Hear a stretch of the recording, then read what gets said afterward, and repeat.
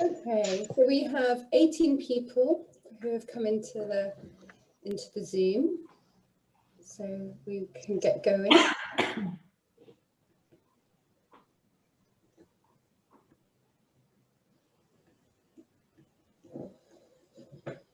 Welcome everybody. My name's Philippa Hobson, and I've been invited by the Crafts Council to develop and design their VIP programme, which is also an audience development programme for the last couple of years. This year, it's been incredibly exciting to be able to design something that would work online. Normally, we're happily at Somerset House taking tours, taking collectors and buyers around to meet the gallerists, to meet the artists and look at artwork. But this year, we've designed a programme which includes these really special, bespoke, private audience events. We've invited 45 patron groups and groups of people like Maak and the Arts newspaper to come and talk to some of our galleries and to learn about what they have on show for Collect. So this year, it's the 17th Collect. Collect's the International Art Fair for Contemporary Craft and Design. And we're really excited that this year we have good international gallery representation. For example, we have Hostler Burroughs from New York, which is a new gallery to us, and Jay Lohman also from New York. But we also have galleries from Thailand, Munich, Hong Kong, a whole range, Norway. We're really also pleased that we've kept a lot of our great friends, galleries like Andrea's jaggedart and Joanna Bird, who have been old favourites of the fair. So out of the 32 galleries, you'll be able to see them all on Artsy on the platform. And we will, well, I'll put that in the chat, the link, so that you can go and view all the work from all our galleries in the link later on in the talk. There's also a VIP series of talks called Collect Selects, and we have 4 of these. And again, I will put a link in the chat so you can access those at any point that you would like. A little bit of housekeeping. We will run questions and answers at the end. So do put any questions that you have in the chat, and then we can ask Andrea and Charlotte and Marika about those questions at the end. And please keep your sound muted, but you're welcome to open up your video if you would like. So I think that's all from me. So Marika is going to introduce Andrea and tell us a little bit about the talk today. Many thanks. Thank you, Philippa. Thank you. Welcome, everybody. Really pleased that you're able to join us today. Mac, we're really thrilled to be able to have an opportunity to kind of select one of the galleries to speak to during Collect this year. And I was really excited to have a chance to speak with Andrea. We'd not met before, but I've always really admired the jaggedart display at Collect, and always been really drawn to how you just show the works. And I think especially with Mac specialising so exclusively on just studio ceramics, I always really enjoy an opportunity to see ceramics in a much wider context. And you've always shown ceramics alongside lots of other medium as well, which I think always brings up some really interesting kind of dialogues between the works. So I thought this was a great opportunity for myself, but also for the Mac audience to find out a little bit more about jaggedart and about what you do, Andrea. So welcome and thank you for your time. Thank you, Marika. So lovely to meet you. And thank you very much, Collect, for having me. And to talk a little bit about the gallery, we're going to show a presentation so you can see some images of some shows that we hosted at the gallery. So that will go in the background whilst I speak. But the gallery was established in 2002, and when we started the gallery, I'm one half of jaggedart, the other half is Janine Haythornthwaite, and we both met in London, studying at Christie's. And when we started the gallery, we never thought that the gallery would turn up or go to this in this direction. But what we love is different materials. I come from Argentina. I used to work in, I worked in the art world, organizing art fairs. But I was I come from a textile background through my family. And also I was involved with stage design. So there is a whole thing of the three-dimensionality that I love, and something about, you know, drama and staging shows. So the gallery focuses on three-dimensional works mainly. We hardly do any painting, and the works are made. There is an echo. Yeah, there is. Yeah, the works are made mainly in wood, textiles, ceramics, paper. The artists many times work with existing materials, giving them a new life.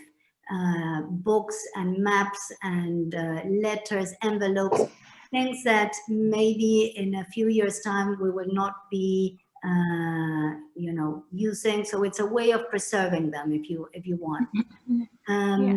So, and I love to invite artists to use the space in, you know, in a different way, and you know, do site-specific installations, because I think what you're talking about, the different materials, it is, you know, at home we live with different things. So I like that mix. I like the dialogue. I think, you know, it's this is how we live. So why would I sort of restrict that in the gallery? And there is the pieces that we show, they're very intricate. There's a lot of patience. You know, the time is of essence in the creation of the work, and huge craftsmanship and knowledge of material. So that is basically what Jagged Art is about. How we choose works? Well, I think artists come and present the works. You know, we work with a stable of artists that we've been working for many years, but then I get a lot of things through email, and when I see something that I like, you know, it's a feeling, an instinct. You say, yeah, I love this work. I think it's unique. It's different to other people that I show. So it has to work in the context of the gallery and all the other artists that I have. But yeah, definitely, you know, their knowledge of, you know, the beauty of the work to start with, and you know, the knowledge of the material and how they're making it, and their story behind the work is very important, and that's how we choose works. And Janina and I, you know, that every time we look at a work, it's like we are both from completely different backgrounds. But whenever we look at something, we both say, yes, that is somebody for Jagged Art. It's incredible how we, yeah, you know, we sort of agree in what we like. So yes, so that's how the gallery works a little bit. And has that evolved over time? So when you set out, did you have a vision in mind that's then evolved and has changed, or have you had a really clear idea? Well, to be honest, I think we started showing works on paper and three-dimensional works, and when we started showing them works in grasses like Kazuhito Takadoy, and when we started showing those works, they were quite, I think they were not in fashion, or people were not very sure of buying them, so it was quite difficult. But I think things have evolved, and now it is a lot easier, and I think people are, you know, obviously there is a love for crafts at the moment, and people buy that. But when we started, we were not sort of, you know, it was more about paintings and, you know, photography, but not three-dimensional works. So now it's time for us, and we're very happy to be showing these works. And yeah, no, it's true. I think you're right. I think there has been a real shift, hasn't there? And certainly we've seen it. Obviously, we're focusing just on the ceramic side, but there has been a real shift over the years in terms of people wanting to live with things that have been handmade and using those natural materials. And I think it has become, fashionable sounds very superficial, but I think at the same time, I think it resonates with a lot more with how people want to live these days, doesn't it? Of course, and people feel more confident buying those works if they are in the mainstream. So, you know, that is important. You know, at the beginning it was quite hard. But, you know, speaking of that, I would love to know how Maak started, and, you know, how did the collection... Yeah, so Maak really came from my background as a specialist in studio ceramics. And before setting up Maak, I'd been head of contemporary ceramics at the auction house at Bonhams. So that's kind of where I learnt my trade and learnt the field and kind of started to specialise on that sense. But I'd had a background in 20th century decorative arts and design prior to that, and had focused on that. I actually did, so you did the course at Christie's and I did a course at Sotheby's. So I kind of specialised in 20th century design through that, and then kind of headed off in that direction, and eventually narrowed more and more into contemporary ceramics.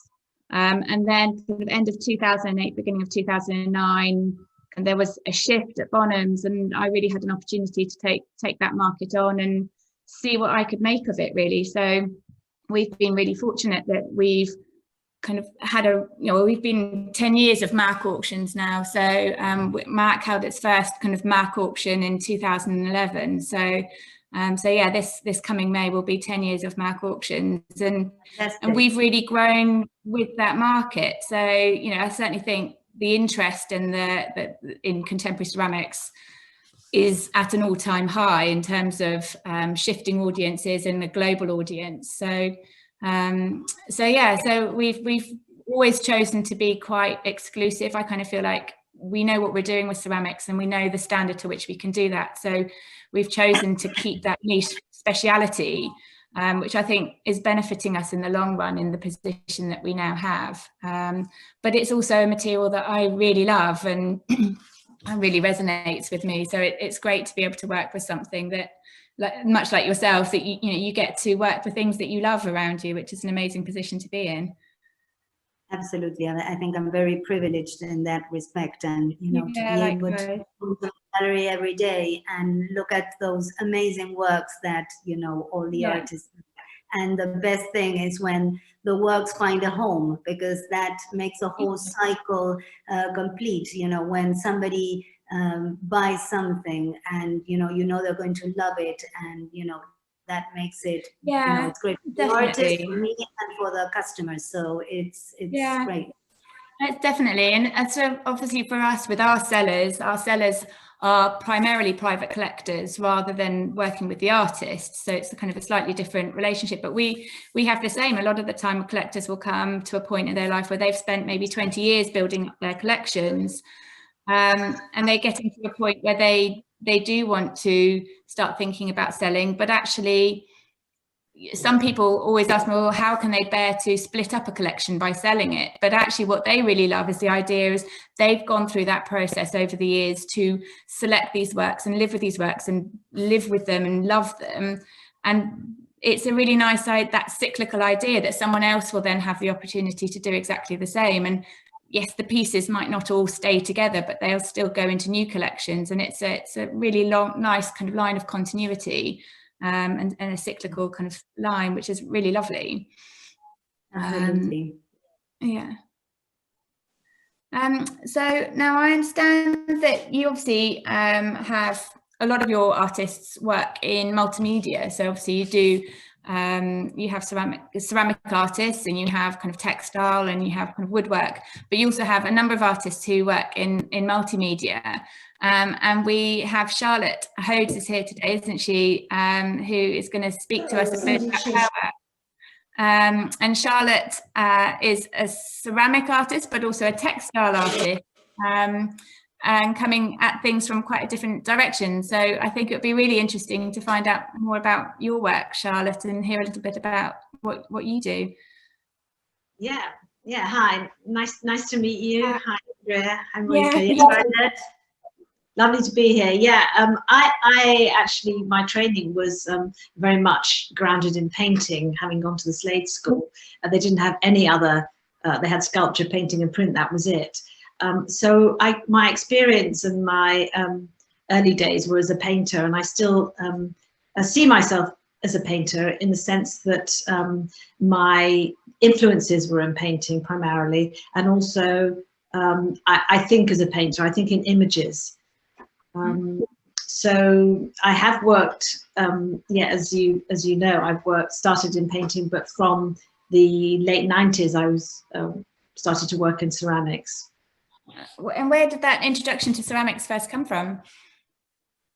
Well, I was teaching drawing to ceramic students in Camberwell College of Art that have a very renowned department. So, and I went with the students and the head of department to Spode to look at the factories in Stoke-on-Trent, and I was really bowled over by the processes that they used in the factory. I had before that done quite a lot of images in the 80s using ceramic pieces and forms represented in the pictures. Oh, okay. These and so are you with your work, are you using kind of blank bits of kind of ceramic that you then paint onto? Do you have someone who makes the ceramics for you? How does your process work? Well, I worked in a number of ways. Initially, I worked actually with ready-mades. I made work at the Spode factory as an artist working in the Spode factory.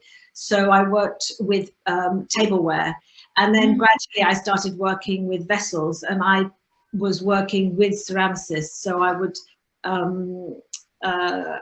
invite a ceramicist to work with me on the kind of technical side. So they might throw a pot or make me a mold, and then I would develop the work across the surface of the ceramic. So we would work together, and I would have a kind of concept about what shape I wanted if I was working with vessels, for example. And then later on, I would, once they'd made the form and we discussed the form that I want, I would then work across the surface. So these ones that this one that you can see now, the shapes were inspired by my time as associate artist at the Wallace collection. So you can see there's a reference to 18th century forms, and onto that I used the sprigs and the ornamentation and decoration to work across it. Amazing, really beautiful. And I understand that you obviously work as a paper artist, doing paper cuts as well, which I know on first glance would seem like quite an unusual kind of correlation to working both ceramic and paper cut. But how do the two correlate for you in terms of kind of technique or practice or inspiration? How are the two linked for you? Yeah, that's an interesting question, because yeah, you're right, they're very, very different. I mean, paper sort of basically falls apart and is very, in some ways, very fragile, whereas ceramics, well, unless you literally drop them on the floor, they're really strong and resilient and long-lasting. I think the thing is that I think collage is the key that brings my work together. So even when I was only painting, I started to make paintings which looked like collages. They were fragments and elements that were brought together across the image. And then I actually started working with collage itself. In fact, when I had young children and I had a very short amount of time in the studio, and it was quite challenging. So and I didn't really know what to do, so I started cutting everything up. And that sort of action of sort of cutting something up and then repurposing it and reshaping it into something else was very liberating for me. So I then went to work with paper where I could destroy it and reconstruct. And the whole process of using fragments to make a whole was something that I felt was very intuitive for me. And it's intuitive. It's similar to many sort of making processes that women are involved in traditionally around tapestry, embroidery, stitching. And so the connection were important to me. The kind of gendering of the activity was really important. And then if you look at the ceramics, you'll see that sort of fragmentation, that collage aspect is in the imagery that goes across the ceramics. Yeah, you can see that very much in the aesthetics of how you've built up the surfaces. Is lots of layering and imagery, which is beautiful. I'm very interested in the way that, like with these vase. Well, we've lost the vase now, but you know, in the vases, not on those vases.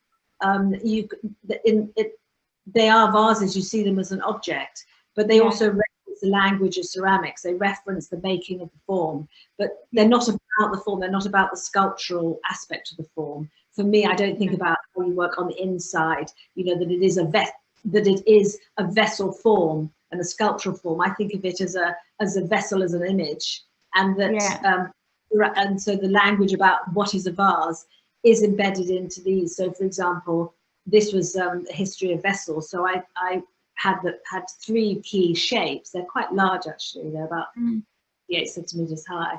And then onto that, I placed imagery of vessels. So each one has a vessel, like a cup or a goblet, and into which the women would enact poses. So there's not only the vase itself, but there's a reference to vessels on the within the image. So there's a sort of play across both flat image and form. Yeah, and are these your paperbacks on the background as well? Yeah, they're very large scale paper cuts. The central one is one of 2 that are actually on loan with the British Academy at the moment. For anybody who gets into the British Academy, they've hung them very in an extraordinary way. Yeah, because I think one thing that's really interesting is actually obviously the contrast between the very 2-dimensionality of the paper surface, and then how that then contrasts with the much more 3-dimensional form of the vessel, and that wrapping around the 3-dimensional vessel, and then how the 2 link with each other, I think creates a really interesting perspective. Yeah, you're spot on about that, because this idea of wrapping around is absolutely key, because with a vessel, I mean, I see those vessels and all the ceramics I work on as an extension of the flat image or the 2-dimensional image. And as you say, it wraps around the vessel form. And the big difference is that with the vessel, you have to experience it by walking around or moving it around. So you don't see the whole image in one go. Whereas with those paper cuts or with a painting, you experience it in one, immediately. And that's what I work with when I'm thinking about how you see the ceramic surface and the ceramic form. So that form is it's an extension of the canvas, or extension of the traditional paper cut. Yeah, that's really interesting. And I think obviously your background, as you said before, is very much coming from kind of 18th and 19th century ceramics and factory made ceramics. Obviously your time at Hollis Collection will have informed that as well.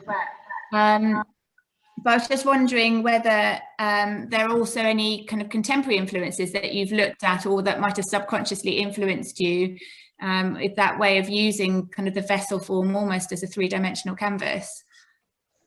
Yeah, that's a good question, actually, because you're right. So I was very pleased and curious that you asked me to kind of talk with you, as your interest is very much grounded in studio ceramics. And that my work, it is in a way it's a reaction against studio ceramics, because I think that the work that comes out of the factory is, the ethos and the intention of factory made wear is completely different. But in fact, when you go into the factory, there is so much hand making; it's extraordinary. So I don't think that I think I was working against factory ceramics, thinking about decoration and ornament, which was something that studio ceramics was acting, really acting against. So in that, someone like Paul Scott is interesting to me, because he actually also started as a painter. He's more of a maker than me, but I think that his ceramics are very interesting, because he's working with both ceramic form and image making using blue and white. And then, in terms of studio ceramics, I think Betty Woodman's been quite interesting for me. But again, she started as she's referencing those historic forms, though, isn't she? Still, which is. Pardon? She also kind of is referencing those historical forms in her work, even though it's kind of more handmade interpretation of them, but it's still those historical referencing. Yeah, that's right. The historical referencing is important to me, because if you use a vase, a vessel, then it has its own history. And so the vessel forms I take tend to be quite sort of archetypal.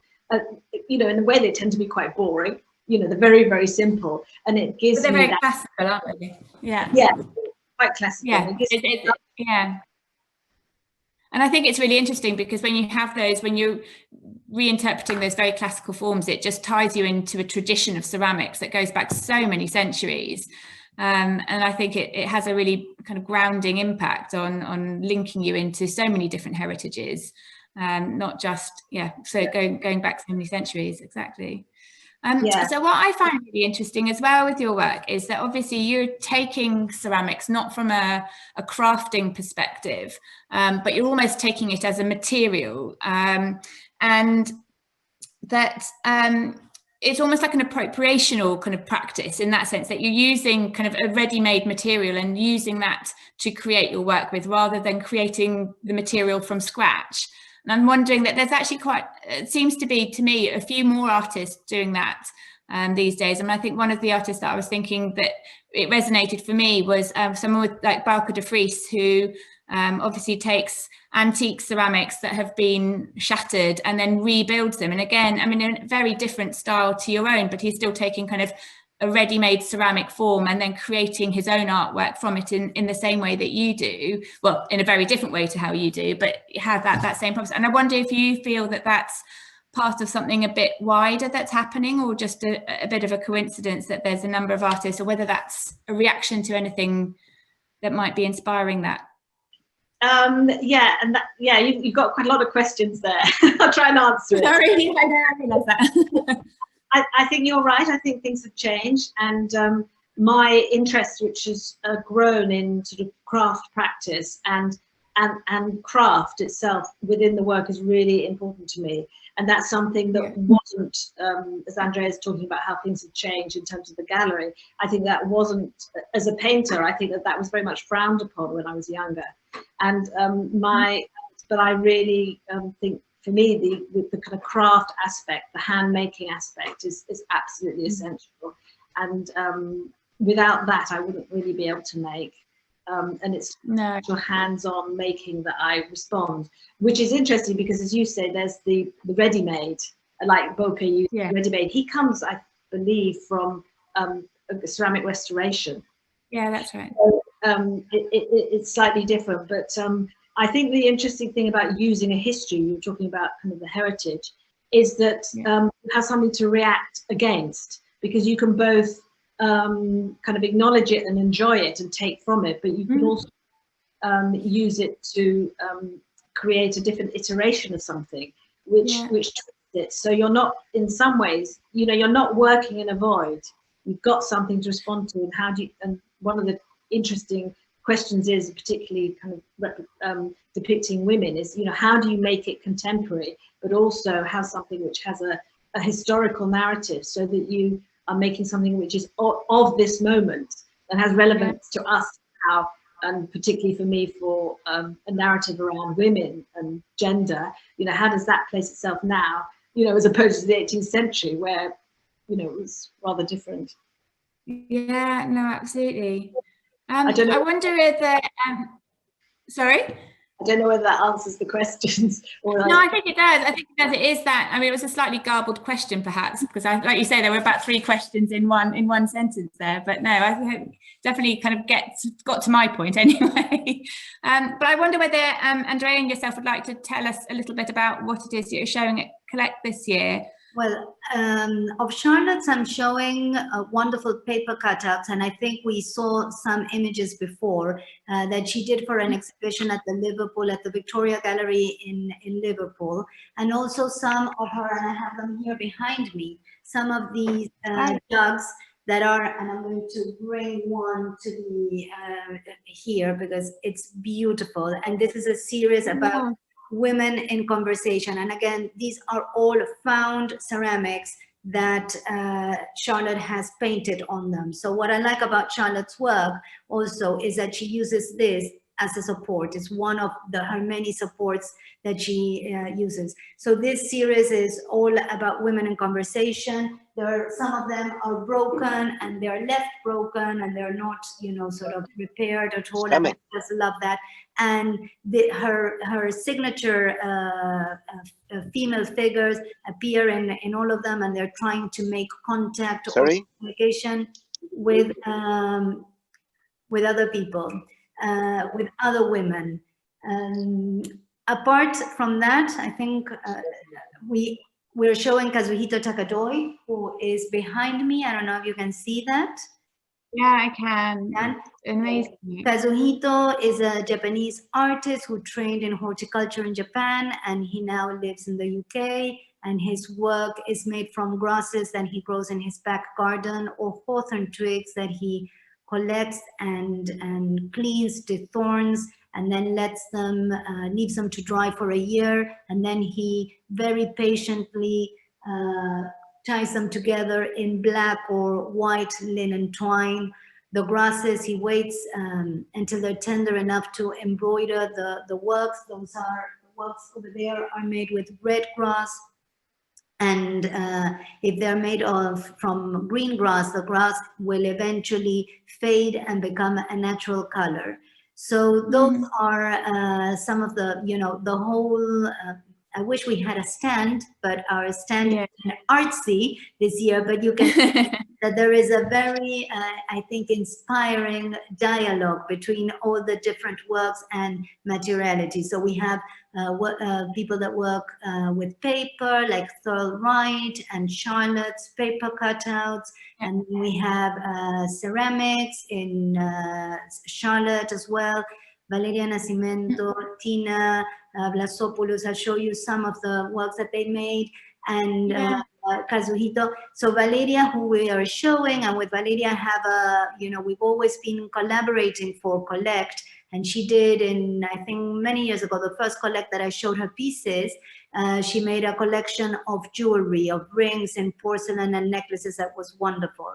And for this year, she made these seed pods in ceramic and with these cement plinths and this wonderful black flora. But the smaller pieces are collectibles. So, she's usually working. So these are ones that you're showing at Collect this year, are they? Yes, these are the ones that I'm showing at Collect, and they are small pieces because Valeria usually works in very large scale installations for places like Escada and Spring Restaurant and Boucheron and lots of places. So these are more sort of a domestic scale, if you want. They're very beautiful, very poetic, and so that's her. And also Tina Vlasopoulos with her whims.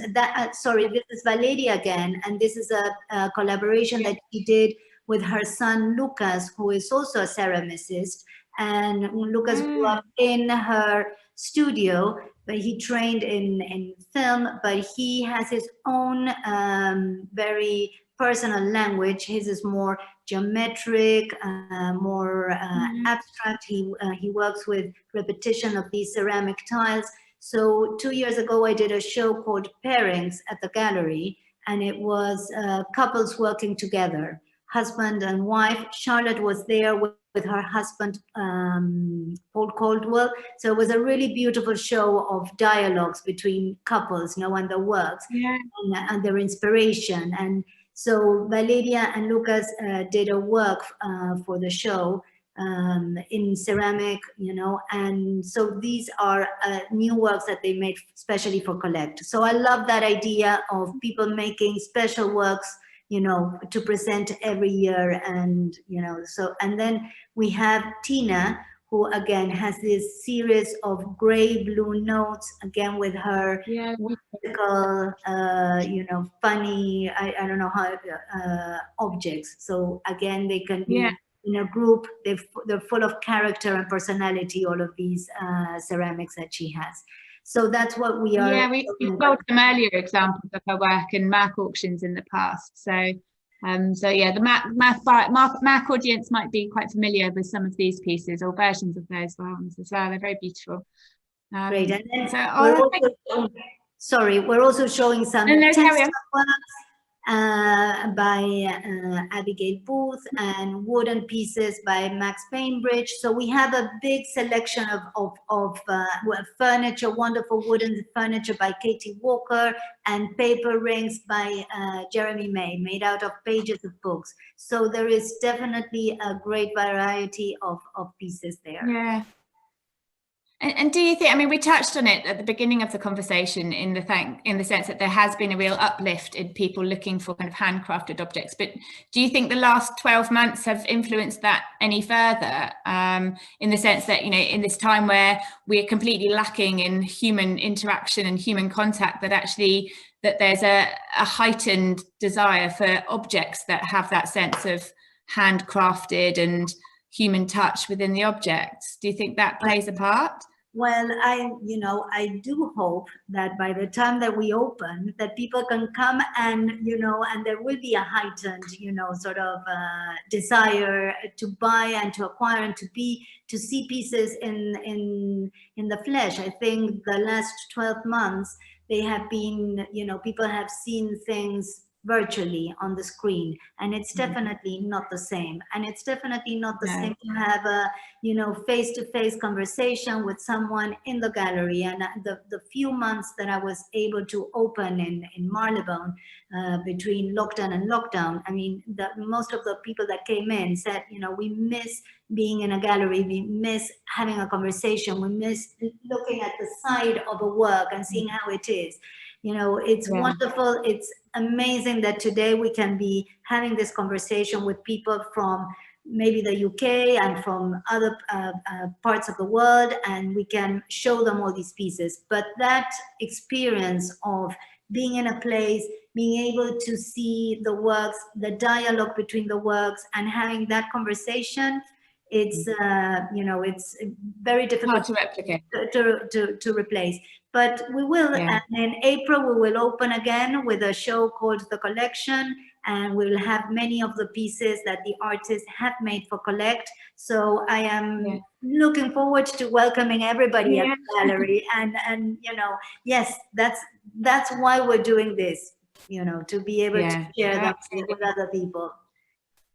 So you've done another initiative as well, because we touched on it, I think, at the beginning. You're actually broadcasting today from Crafting a Difference, which is another initiative you've done, isn't it, to have an alternative viewing space for the works during all these lockdowns. Yes, I'm broadcasting, as you say, from Crafting a Difference, and this is an amazing show. And tomorrow we will unveil it online with a 3D virtual tour. This is the second edition that we did of this show. The first one was for the London Art Fair. This one is a Collect edit. 5 galleries got together in July, and all of us show museum quality pieces. And this show is in a wonderful, magnificent Georgian townhouse in Marylebone called Soshido. And there are 4 floors full of wonderful artworks. And the conversation between the pieces and the materials is really incredible. So please do look at the virtual tour. We may be putting another tour with the curator, Brian Kennedy, who was inspired by every room in the house. And, so it couldn't be better to have 5 galleries showing the best work, in a space. Unfortunately, but we will be taking some visits, because this is an office space. We will be able to take some visitors and book them slowly in 1-hour appointment. So check our website, please, so you can come and visit. When's that open till? The show is on until the 2nd of April.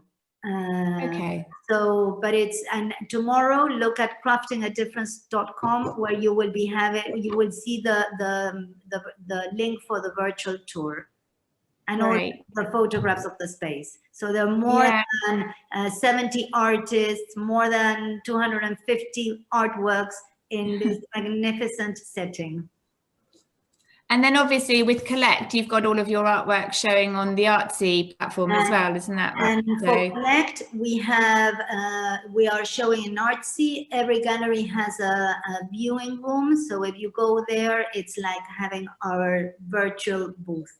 And, we are not there, but every work has the explanation of the work, the story of the work. And of course, you can contact the gallery, you can contact me, and I will be very happy to do any FaceTime, WhatsApp, Zoom, or whatever to show the pieces. I think that's a way that we are selling today, with FaceTime, showing the pieces. And so, yes, that's Perfect. Andrea, thank you so much. And Charlotte, thank you for your time. I think we kind of moved on too quickly and I didn't get a chance to thank you. It was lovely to speak with you.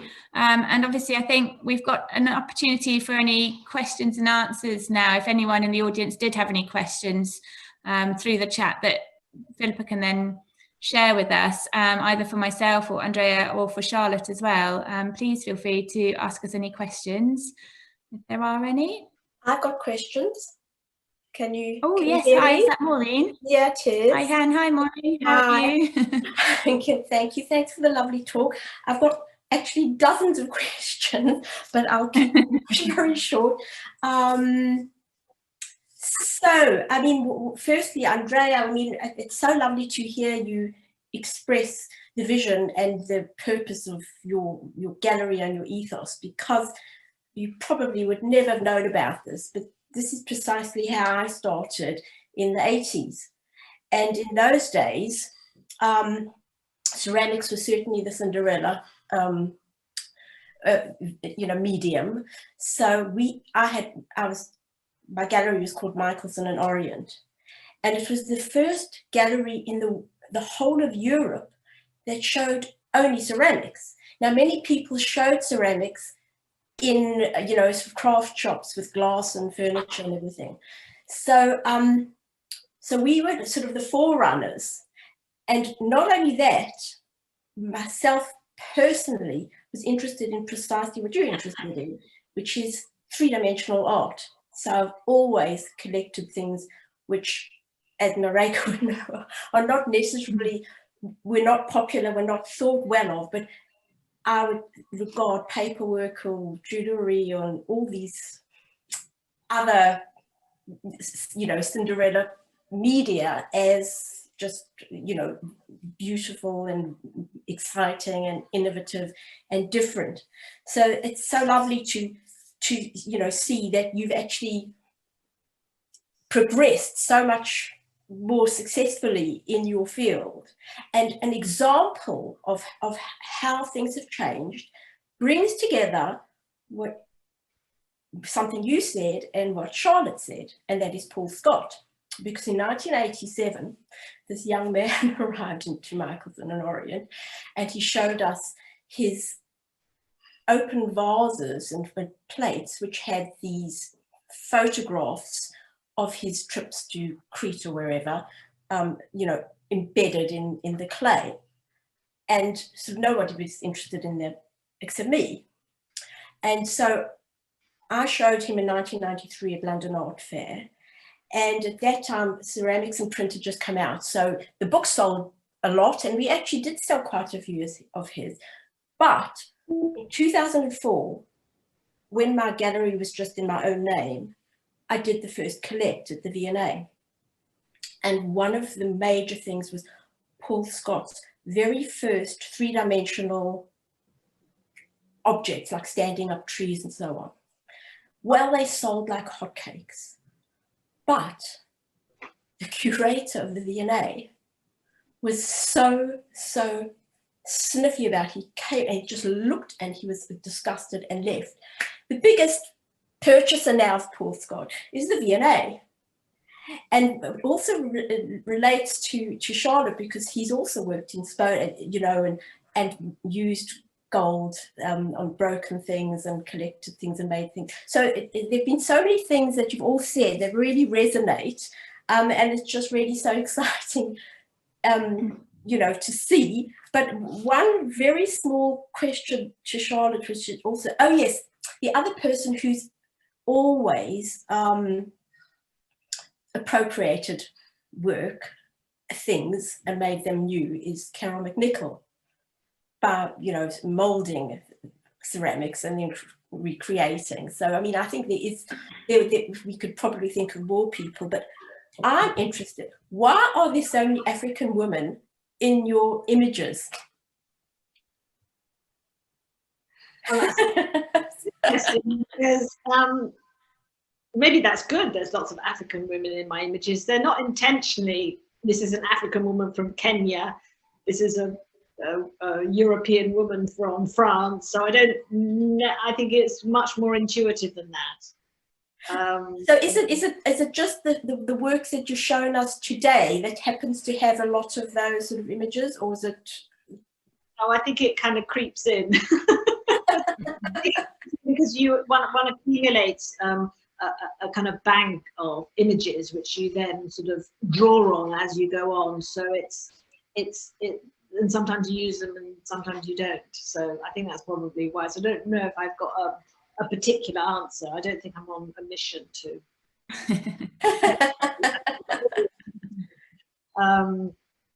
Yeah. Thank you, Maureen. It's been really nice to hear about kind of your background and how that's obviously filtered through. So thank you. That's been really interesting. Thank you, Maureen. And I'm glad that things are changing and evolving. It's difficult, but you know, it's yes, people are loving craft and unique pieces. So that is wonderful for all the artists.